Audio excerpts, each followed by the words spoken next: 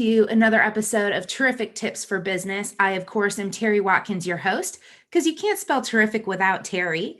I am so glad that you are here and joining us today for our listening and viewing audience. We have the most amazing guest with us today, and I can't wait to share her with you. Her name is Lauren Fleshler.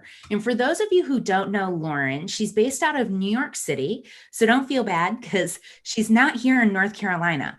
But she is a business growth expert and owner of Easily Said and Done. And so I want to take a minute just to introduce Lauren because she is a really special. I'm so grateful to have had the chance to meet her and get to know her. And actually, she was a referral from a friend of mine. So I love the referral network and being able to connect with amazing people all over the country strictly through word of mouth. It's really an incredible thing. So Lauren, she empowers entrepreneurs to become smart, savvy, confident, successful business owners through business development and growth strategy that's really geared to those solopreneurs, startups, and business owners that want to scale and grow their business. Her approach to business development is a really down to earth, and it's rooted in a combination of both experience and education that makes her really well-rounded and easy to work with.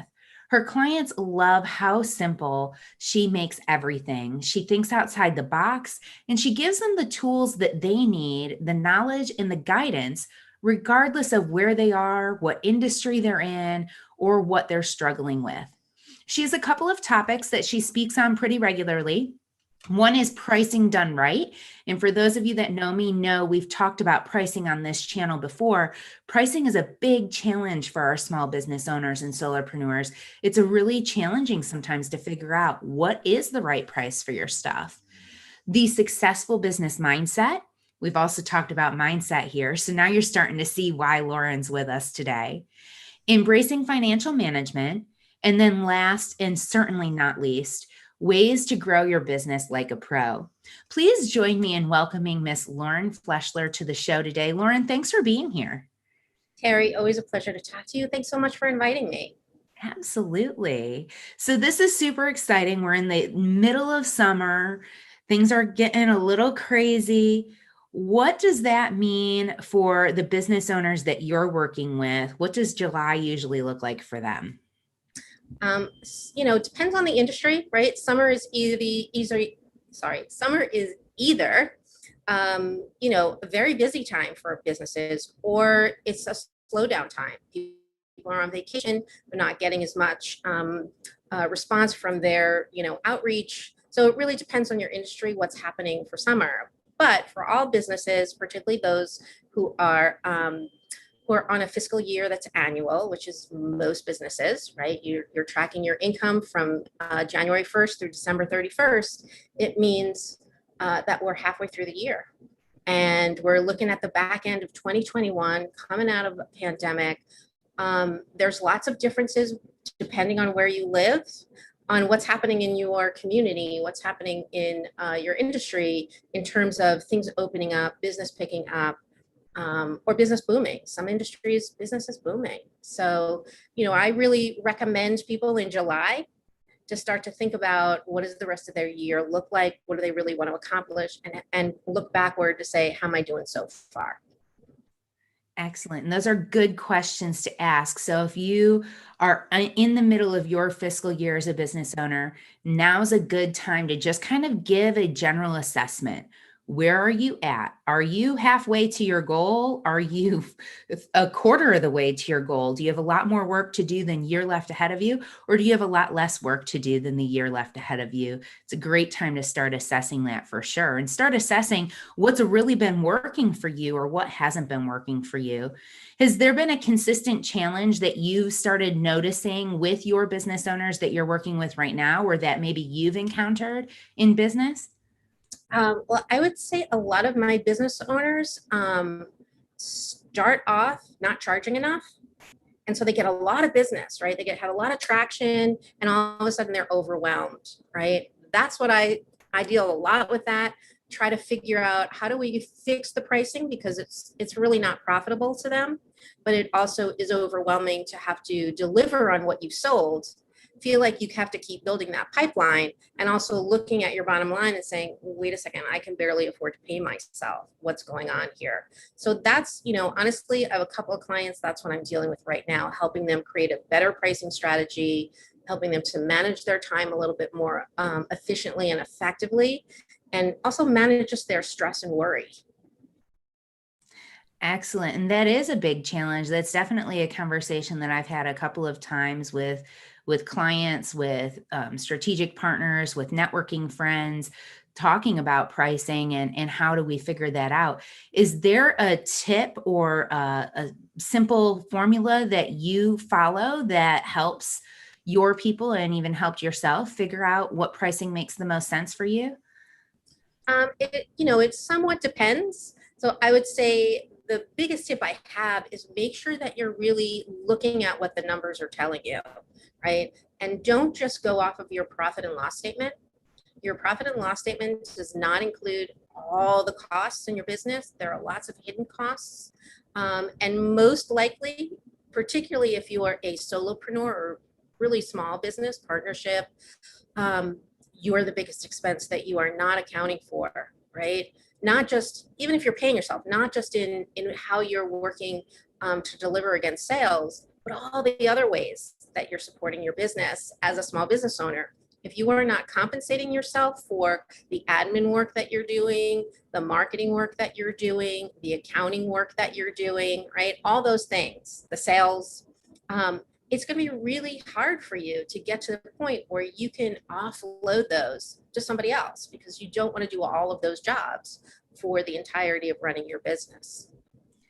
Oh, that's a good thing to keep in perspective, right? Like every hat that you wear as a business owner is a hat eventually you want to take off. You can't take that hat off if you're not compensating for that time because you need to have that revenue in the business in order to pay somebody else to do it. So until you have that revenue, you can't take that hat off. Well, if you're not charging enough to cover that hat, you're always going to wear it. And so that's definitely a great tip to keep in mind. I know one of the things that I did when I first started Spin Frogs, and this was really a silly way to work because it was not effective for me 4 years ago when I did it.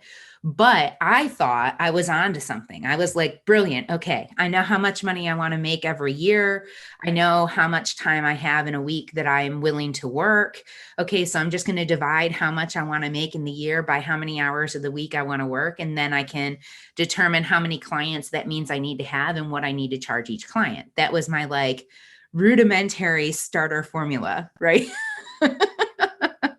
I laugh because it was a great And place you're not alone. That's what a lot of, yeah, that's what a lot of people do.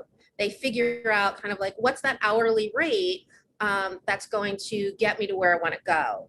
And they forget about taxes and they forget about, all the other expenses. And, so you're making that money, but you're not actually paying yourself that money, right? Some of it's going to your line item expenses. Some of that's going toward growing your business, right? Oh, I really want to get this software that's going to help me do whatever. So, it's never as simple as that. And I would say that is, you are in good company because that's what a lot of small business owners do, particularly when they start, whether they're coaches, consultants, and even product owners will kind of do something similar where they'll figure out what the unit cost of whatever they're making is, and they'll add some profit margin, and that profit margin they calculate based on how much they think their business needs without really looking deeply and below the surface of their operating expenses and what they hope to pay themselves someday. And even some of them don't even do that because they're not paying themselves now. So true. So true. So is there, I recall one of these hidden costs. Can you tell us what some of these hidden costs are that maybe we're not thinking about as a business owner? Absolutely.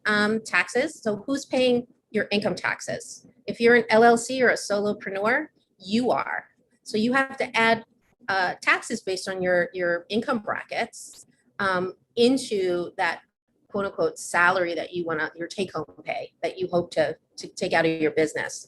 You're also going to pay taxes if you're an LLC or a solopreneur on anything else, any other profit in your business, right? Because the government looks at the bottom line profit of your business and says, hey, that's all yours.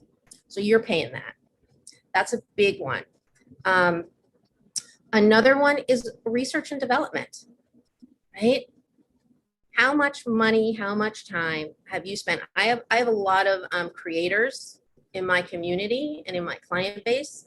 They spend a lot of time creating the perfect recipes for the stuff that they develop, the ingredients, the materials, going through it until it's ready for sale. Well, that's a cost you got to compensate yourself for, right? Plus your time, right? And none of us is just sitting selling the one thing that we developed. We're constantly working on the side to develop new things. Got to compensate yourself for that time as well. So those are two big areas that people sort of really don't realize. You got to pay yourself back for. And again, I would say, if you had to hire somebody to do that work for you, how much would you have to pay them? It's not about what's your rate that you want to be paid. It's what's the market rate, because you want to be able to replace you with somebody else, and you're going to have to pay them either an hourly rate or a project rate or on salary. What's the salary? What's the cost? Such a great tip to really be thinking about some of those hidden costs. And definitely when I was getting started, didn't take taxes into consideration. Yeah, oh, I'm an entrepreneur. Great. I get to keep all of what I earn. No, you don't. Government always wants their cut.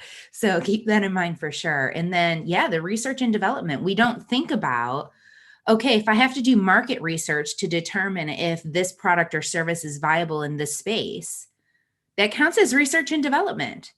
Or I have to research the development of this particular product. Maybe you have to go through a couple of prototypes to get it. Well, that has a cost to it. That's research and development. There's time involved in that. So absolutely keeping that time in mind when you're starting your pricing and figuring out your pricing structures. So good, Lauren. Thank you. Yeah, absolutely. So one of the things that comes to mind for me that I've talked to with other business owners a lot is when it comes to pricing, and I want to determine what is the industry rate. If I just go out and do some research on industry standards, it's really easy to forget that there are people who are doing less than, so they're bringing that industry average down. And there are people who are doing significantly more than, which is bringing that industry average up. And so when we look at an average, it really is a balance between the high and the low. It's that median price point. Does it make sense for somebody who's starting to look at that median price point and determine if they need to be slightly over that, slightly under that, or right at that? And if so, what kind of logic goes into kind of determining that competitive analysis, if you will? Yeah. Well, I would say choose your competitors wisely, right? Not everybody who does what you do is your competition, right? I kind of step back and away from like competitive pricing, market pricing. I always tell people, you got to take what your competitors are doing with a grain of salt. It doesn't necessarily dictate anything about your own business. Here's a couple of things I want you to keep in mind. Just because competitors charge whatever they're charging doesn't mean that it's working for them, right?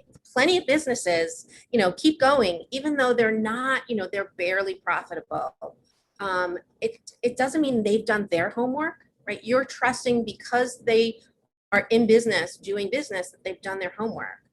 But that's not necessarily the case. As you said, Terri, when you started, right, you came up with this formula for yourself. And for a little while, like that's what you were doing. And it was working for you in the sense that you didn't realize it wasn't working for you. And there's plenty of businesses out there that don't really realize that they could have a different pricing strategy if they just took a step back, analyzed their business a little. So you really need to pick your competition wisely, really look at how are they organized? How many people are in that business? Are they really targeting the same audience you are? Is their offer very similar to yours? The problem to me with competitive pricing is that you really have to work hard to carve out what makes you different and special, why somebody would go with you versus them. And I say, if you create a pricing strategy that works for the value you deliver to your clients, you understand the target market you're targeting, and you're an expert in that area, and you set a price that really speaks to that value, right? And that feels like a good value to that audience. It doesn't matter what the competition is doing. You're gonna reach that audience with your messaging, and they're gonna respond to that, right? But if you don't really understand what the real value, and that's not the surface value, that's not, oh, I help people do this or that or the other. It's, this is the impact working with you has. This is the impact of utilizing your products, of taking advantage of your services really has on their life, on their business. Once you understand that, it's a lot easier to me to start to figure out where does the price work? How does the price work? And it becomes not about other people and being market rate, but being priced right for what you sell, what you deliver, and who you serve. So it's almost more beneficial to say, yeah, there's competition, perceived competition out there, but they don't matter. What matters more Most of is the how time, you're yeah. functioning. Yeah, I mean, unless your competition has this, again, if your competition has a foothold in the marketplace and you're basically the same, it's like, why are you in that business? Like, you always have to have something that makes you different, right? The reason why you're in business is because they're not serving a certain area of the industry, right? Or they're not serving that specific need, or they don't have the expertise to add something that you do. So that's what makes you different. Competition is when everybody kind of looks the same, right? So we're all priced the same, and now we have to dive deeper into why go with you versus somebody else. I always like to think my clients choose me because they like the way that I work, because I explain things simply, and because I'm really willing to enter into a partnership. I'm not going to tell you, here's how it's done. I'm going to say, let's talk about what you're doing and how to improve that, where you want to go, how you get there. And it's a collaboration. There are other consultants that say, here's my 5-step methodology. I have that for some things, but it's always customized to the client, because some people need that and some people don't. That's such a good tip. So I love where this is going, because we're really thinking about how we are unique. We all are very unique. Even if we're doing something that already exists, there's a reason that we're doing it the way that we're doing it, because that technology doesn't exist. That lives within each one of us because we are unique individuals. So we approach problems differently as unique individuals. And since we approach problems differently based on our life experiences, based on our education, we have a different way to reach that solution or conclusion for our audience and our clients that we're serving. So I really love that. So here's a question, since you're talking so much about value. One of the things that's happening in the marketing space for businesses in general is really going over and above and adding and showing that value and giving as much away for free as you possibly can, because that shows your value, right? Well, how do you do that without undervaluing yourself? Yeah. So, yeah, I think certain spaces, they are kind of like freebie crazy. I would say, that is not a strategy that I fully embrace. I think you have to be really strategic about what you're giving away for free.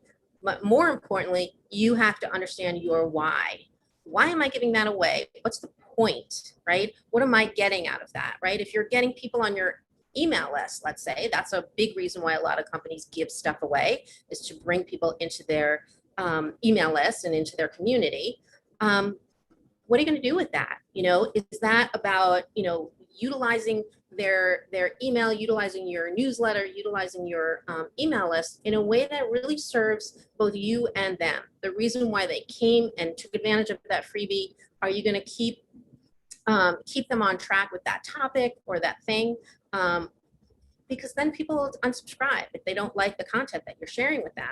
And it's kind of a pointless, that was a waste of a freebie, right? So I say be really strategic about what you give away. And then on the flip side of that, I don't believe that giving away things for free is completely about demonstrating your value, right? For a lot of companies, it's about kind of for a lot of companies, it's about stuffing, overstuffing, kind of making it hard to say no, because like you're going to pay X amount, but you're going to get like, 3 times as much the value of that.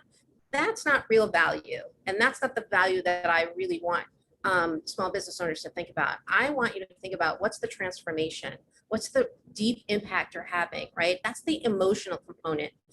People don't buy using logic, they buy using emotion, right? I like you, I trust you, right? I want to work with you, I really believe you can help me, right? There's a logic, there's a kind of, you're tempered by logic. Oh, does the price feel comfortable, all that stuff. But so much of the buying decision is driven by emotion. And I really want people to go deeper than what they usually do. They tell me what you're really doing for your customers.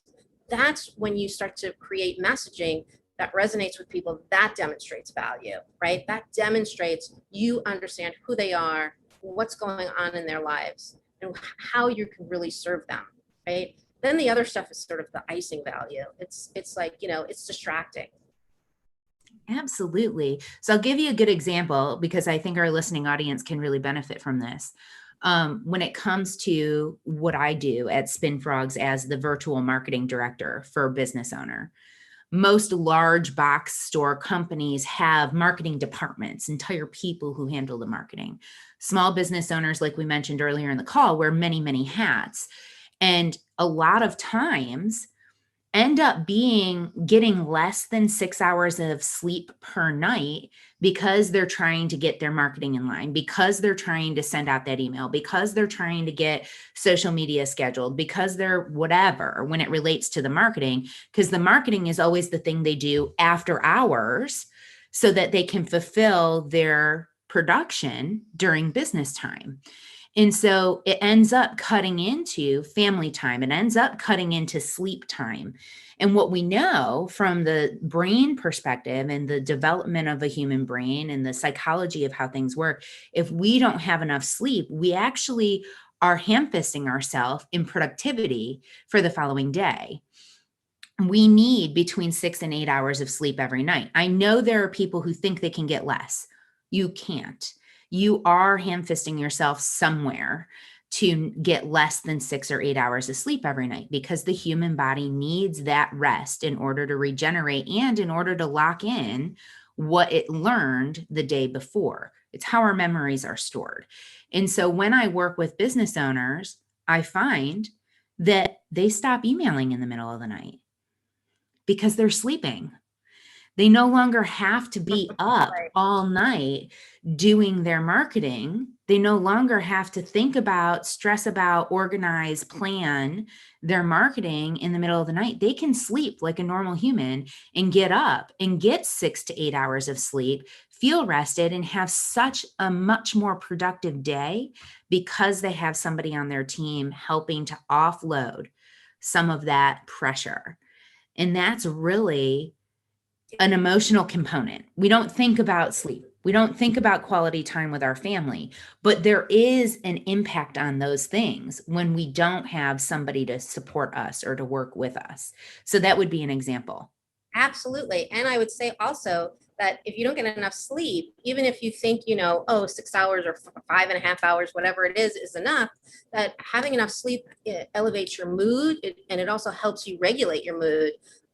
In addition to the productivity and stuff, you're talking about really important quality of life aspects, which I think most people wouldn't connect back to, oh, I hired myself a virtual marketing, CMO kind of person, right? They're not going to say, oh, that's quality of life, right? Purchase. No, but that is the way that your service helps to impact the lives of your customers in a much deeper way than just the service you provide. Absolutely. Absolutely. Lauren, this has been amazing so far. You've given some amazing tips. for my listening audience, what's the best way for them to get in touch with you to get some more tips around pricing? We're going to pivot our conversation here in just a minute. So, what's the best way for them to get in touch with you about their pricing so that they can make sure they're pricing themselves right? Yeah, so I would definitely encourage you to go to pricing.easilysaidandone.com. You can get a free assessment there. It'll help you, excuse me, it's 8 questions, help you figure out if you're pricing yourself right, how you feel about your pricing, and whether your pricing is working in your business. You are also welcome to join my mailing list. That's at easilysaidandone.com/join-me. So easily said and done/join-me. If you just go to my website, easilysaidandone.com, there's a join me tab there. You can go there, fill out the form. I would love to have you join my community. I also want to mention that I don't spam people. I don't send email every day. I know there are some companies and consultants and coaches that kind of are like every day you get emails. I send an email once a week. I'm not trying to sell you. It's all kind of stuff. Terri, you're on my email list. I'm on yours. It's good information that I share. I share resources, free events, things like that. Yes, the email is awesome. I always get great ideas and tips out of that. They end up being conversation pieces with my clients. So thank you for always adding value and finding a way to do that. Yeah. And for those of you who are listening right now, if you are finding this conversation beneficial, go ahead and smash the thumbs up button, hit that subscribe. We never want you to miss another conversation. These have been absolutely amazing. If you didn't know, Terrific Tips started in March of 2020. So right when the pandemic was hitting. And it was a good opportunity for me to provide a stage for business owners like Lauren here to talk about the amazing things that they do, but it's also an opportunity for me to connect with other professionals around the world. And when I was going through a seclusion, we couldn't see people. I am a people person, so I really had a hard time with that. And starting the Terrific Tips podcast gave me an outlet, an opportunity to connect with people and have amazing conversations with people that I felt I was missing out on. So I hope that this show is providing value for you. And if it is, go ahead and hit that subscribe button, and feel free to share it with a friend. The more people who know about this show, who have the opportunity to learn from the amazing speakers that we have come on, the better. So I really appreciate you listening and the support that you provide to our show so that we can keep going. Terri, I want to just hop on that for a minute because you started sort of in the introducing me and saying we got connected through like a mutual connection. And one of the things that I think gets greatly overlooked were that a lot of kind of early startups don't necessarily do enough of is networking, is reaching out to people, is putting their idea and themselves out there in a way that draws people to them. Not just on like podcasts or big forums, but one-on-one. There's amazing, what's come out of the pandemic are these amazing networking platforms, right? And opportunities to really go into breakout rooms if you're in a larger group or meet people one-on-one. And that is that, as you said, like why you started this podcast, the things I've taken advantage of virtually networking have actually been almost more rewarding than the in-person because people are willing to connect you. They're willing to recommend you. I've had amazing success with Lunch Club. If you're not aware of it, I recommend you check it out, lunchclub.ai. You meet a new person as often as you want to per week. And I just think networking is so important. Being proactive in taking care of your network. That's like a pro tip for grow your business, right? How do you grow your business? You got to be a good networker, not network and meet tons of people, but be a good strategic networker. Love that you mentioned that. Networking has been a big conversation that's come up a lot this week. I actually did a clubhouse on Monday with a business coach out of Canada. And we were talking about networking and the things that have been changing in the networking sphere. And one of the things that has come up in several conversations now about networking is this urge or this push in certain communities to get back to networking in person. And while it's good to be able to network in person, especially for those local businesses who serve local, it's important that they connect with their local community.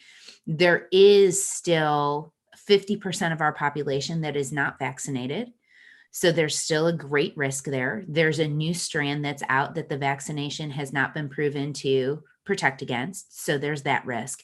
And so there are people that are of different comfort levels. And by pushing to get back into in-person networking, we're really kind of discriminating against the people who are not yet comfortable being in those spaces. And I, like you, Lauren, really have found tremendous value, not just in saving time, because I literally saved 8 hours of windshield time a week in Yes. driving to networking events or driving to meetings.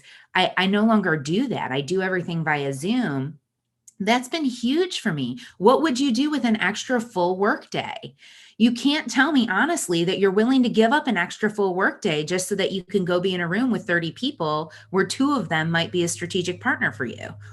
Like, why would you want to do that? Wouldn't it be more effective to jump on a video call for 30 minutes or an hour and a half, and then jump off the video call and you've connected with exactly who you needed to connect with, and you get to move right into the next thing that you have to do for the day?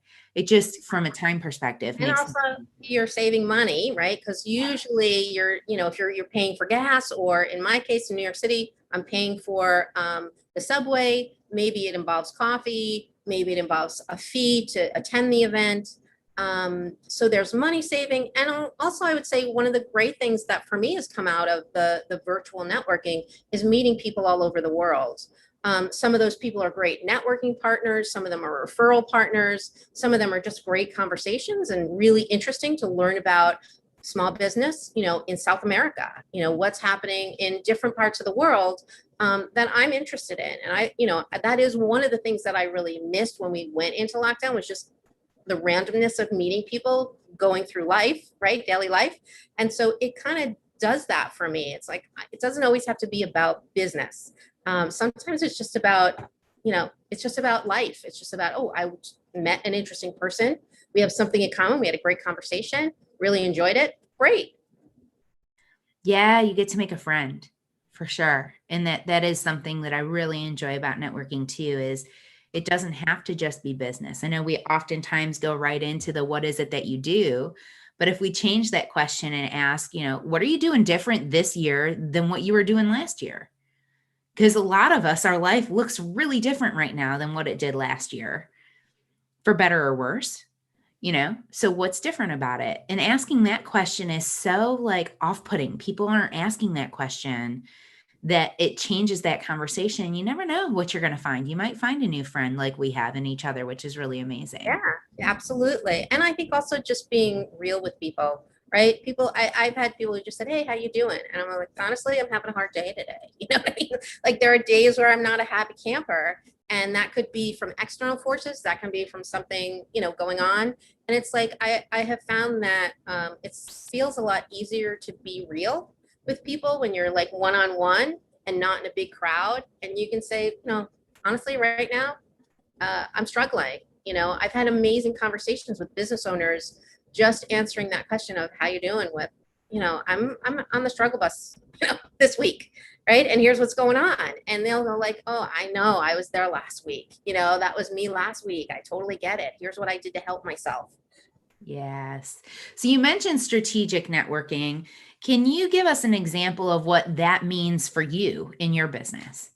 Yeah, I think so. One thing I've done for myself in the past couple of years, um, let's talk about LinkedIn, because I think LinkedIn's really important. There's business owners I know who sort of, when they start their business, like, oh, I'm not really, I have like an old profile from the job that I had 2 years ago, whatever. You got to get that updated. But when you're using LinkedIn, send a message, right? You are all welcome to link in with me, right? You can find me at Fleshler on LinkedIn, but you got to send me a message that tells me, hey, I heard you on this podcast. Thanks for the great advice. So I know, like, oh, there's a connection there, right? I don't just let anybody into my network. And the other thing I started to do was to invite people to meet with me for 15, 20 minutes so that we can get acquainted, because maybe there's something you're doing that is going to be helpful to one of my clients. And I want to know about you. And I want to know, like, oh, I've met you. I can refer you now, right? Maybe there's people that I want to meet. Anybody who isn't willing to meet with me or isn't even going to respond to that, to me, isn't worth having in my network. Bye bye. That's how it goes, right? If Yeah. you're not going to respond to let's get acquainted, what are you going to respond to? Hey, I need some help. I'm looking for, right? No, this is the easiest ask. As far as I'm concerned, let's get to know each other and figure out how we can support one another. That's the purpose of a network. So if somebody's not willing to give you that time or give you an alternative to do that, then there's no value in just having their name on a list. Totally, totally agree. So, what do you do? Because this is a fun conversation. What do you do with the LinkedIn people who the first message that they send you is like them vomiting at the mouth about how amazing they are in their piece of whatever that they do? What do you do with those people? There are people that are email kind of like messaging you and it feels like sales, right?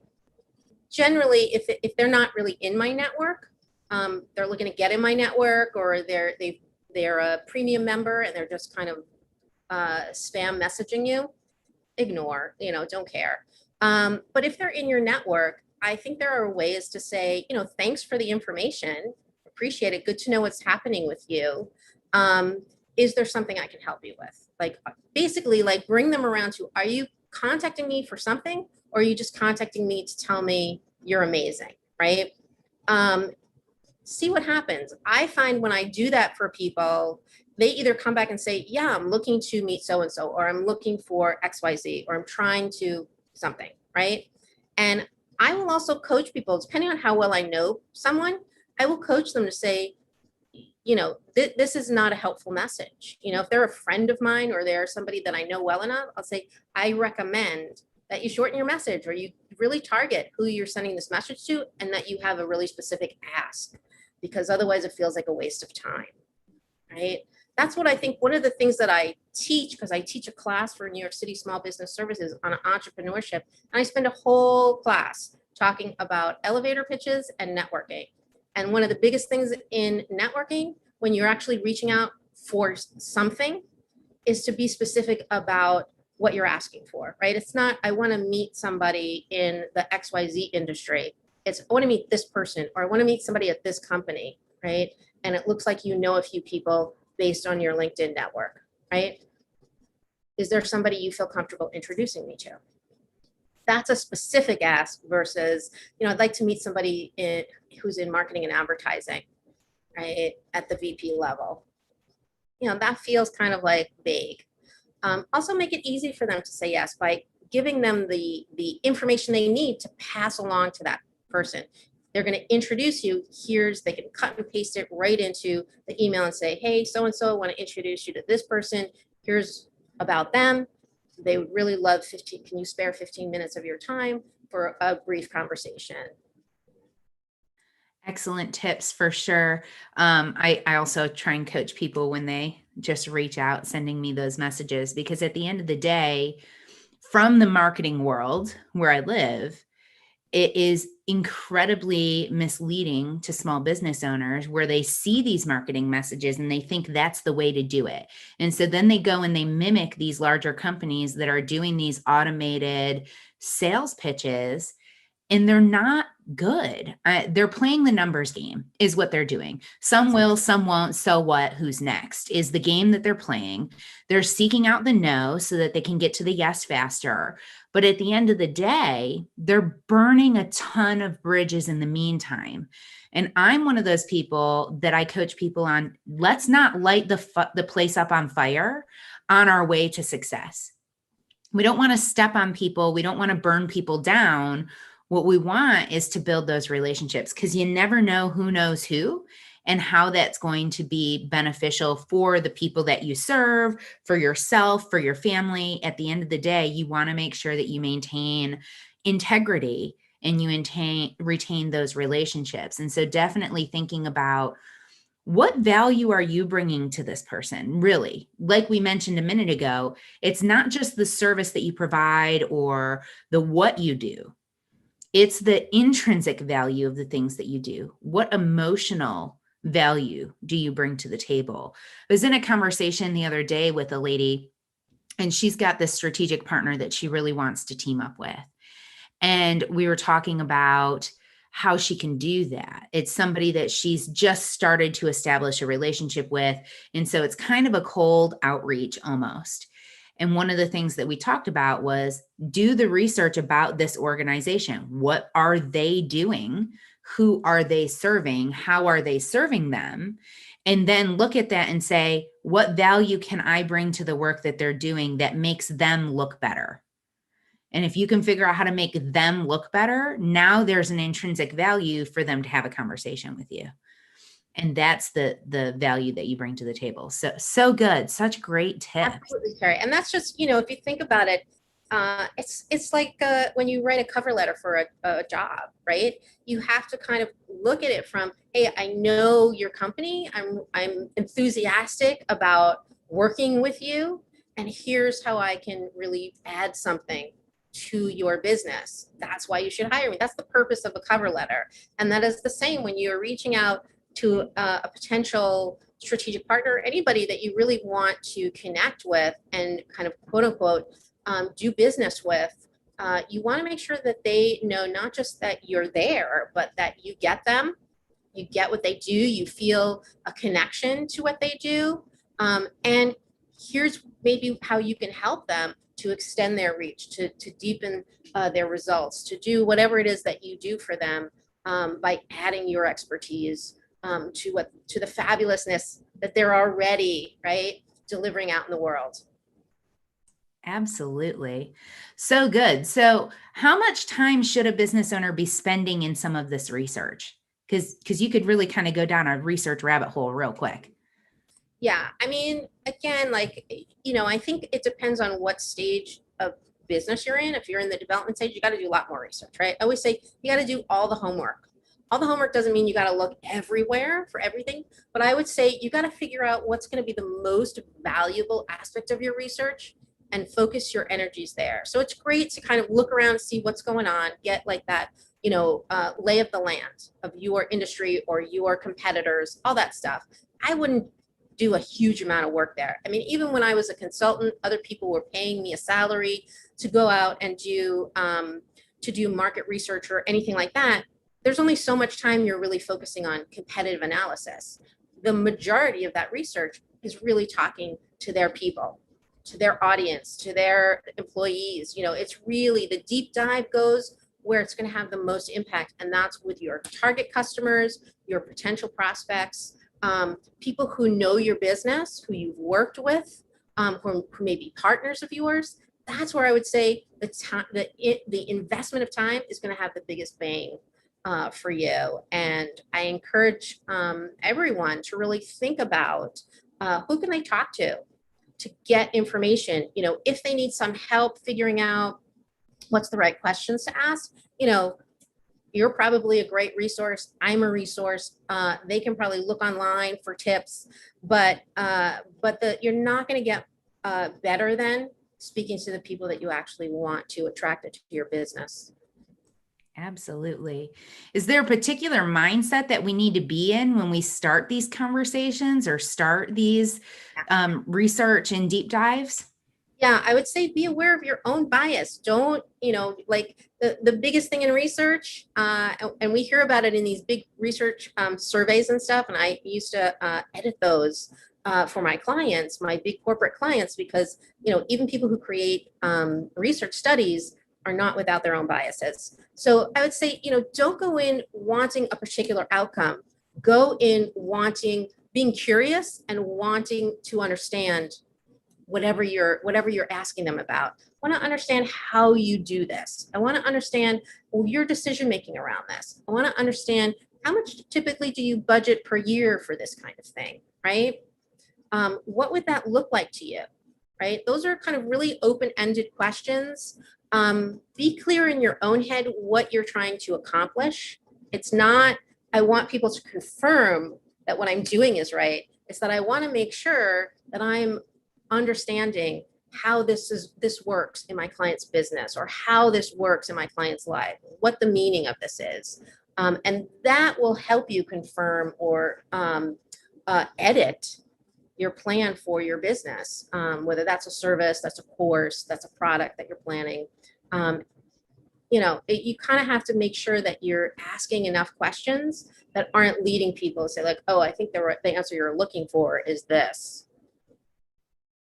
So good. That's such a good tip. So, for those of you who are listening, recognize your own bias and make sure that your goal or your outcome for those conversations is not a confirmation that you're doing the right things, but more a understanding of who you're trying to serve and making sure that you really have that clear understanding. And that's easy to mix up when you're in the space that I'm in and we're in marketing. You know, people misattribute um, return on investment all the time, and they're only looking at that bottom line. Well, that bottom line is just, that's the end success of the return on investment. That's not a indicator or a performance indicator or a leading indicator of success to come. It is the end success. So there's so many other key components and goals and things that you can set that lead up to that return on investment that we need to be looking at, because if those things aren't being hit, then you're never going to hit your end goal. And that's the same when it comes to starting these conversations. When you're in this research phase, when you're in this relationship development phase, relationships and trust don't develop automatically, and it doesn't happen through confirmation bias.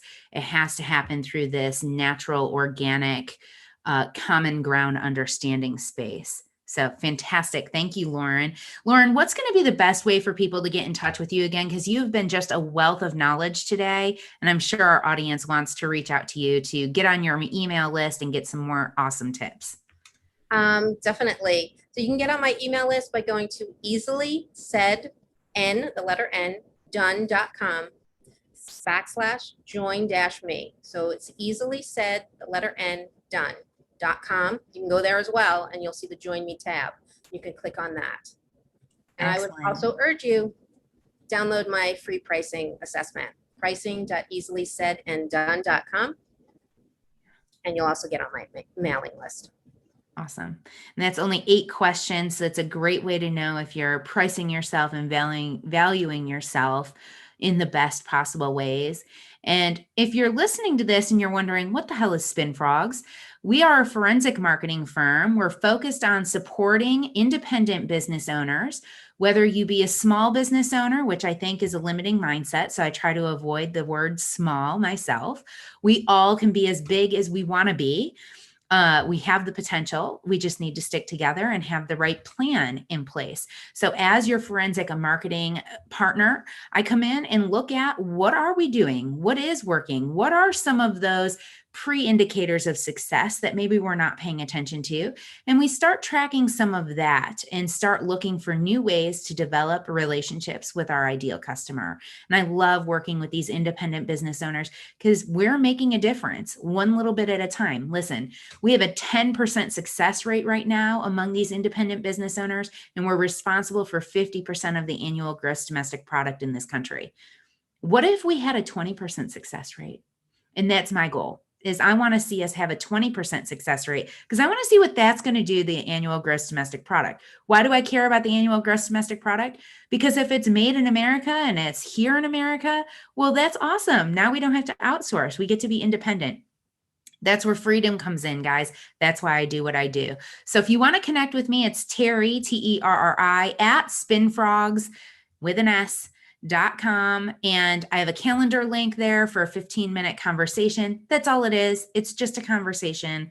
And, if I can be a resource for you, that's what I'm here for. So definitely reach out if you are somebody who has value you want to share. I'm always looking for guests to be on the show as well. So that's a great way to reach me, to become a guest and share your value. Lauren, before I let you go today, I've got another question that I love asking my guests, and I ask everybody. If there was one tip you would give yourself, your younger self, what would that be and why?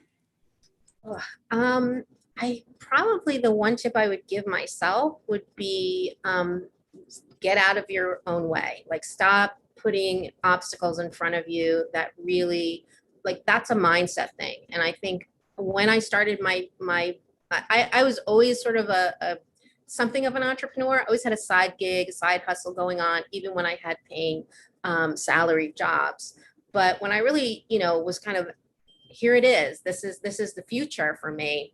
I think there was a lot of fear. There was a lot of self-doubt. There was, just that thing of, can I do this? Am I doing it right?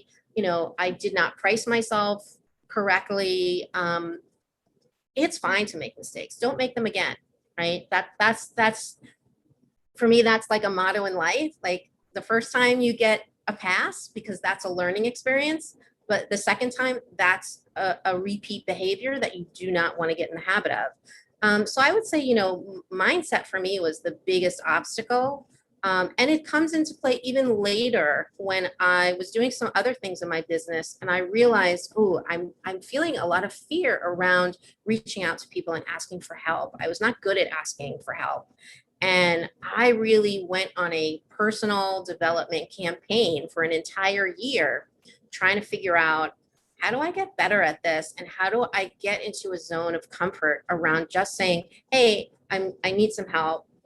Are you willing to talk to me? Are you willing to do this with me?